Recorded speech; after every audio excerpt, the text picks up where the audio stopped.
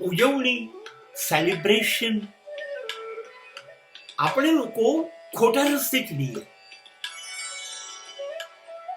આપણને ઉજવણી એટલે એટલા બધા લોકોનું ટોળું ભેગું કરીએ, જાહેરમાં જતા રહીએ, બધા ભેગા થઈ જઈએ અને જે કરવું એ કરીએ, એ ઉજવણી.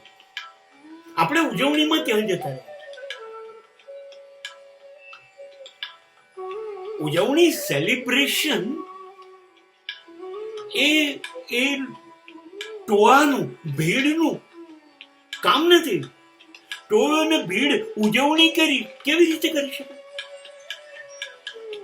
ટોળો અને ભીડ હંમેશા ખોટા રસ્તા ઉપર જ જાય, કેમ કે બધાની બુદ્ધિ એક જ સરખી કેવી રીતે હોય? એટલે દરેક જણ એવું કે ચલો આમ કરીએ, ચલો તેમ કરીએ. એટલે ભીડ કોઈ દિવસ ઉજવણી કરી ના શકે, આનંદ કરી ના શકે.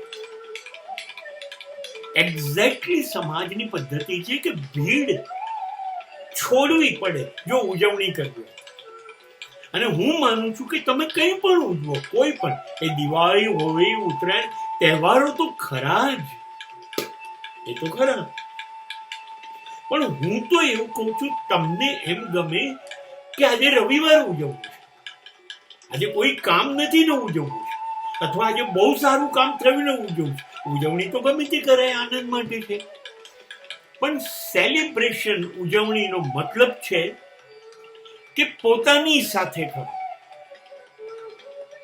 પોતાની એટલે સ્વયં, તમે પોતે અને તમારા પોતાના. તમે તો ખરા જ એમ, પણ તમારા સિવાય તમારી જોડે કોણ?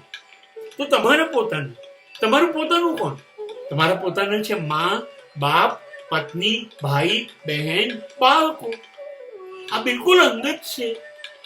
અને છૂટા કેવી રીતે પાડીએ? તો એક જ લોહી છે. એકબીજાને અડીને જીવનારા માણસો છીએ. તો આપણે એની જોડે કેમ સુખી ના થઈએ? આપણે શું કરવા બહાર જઈએ?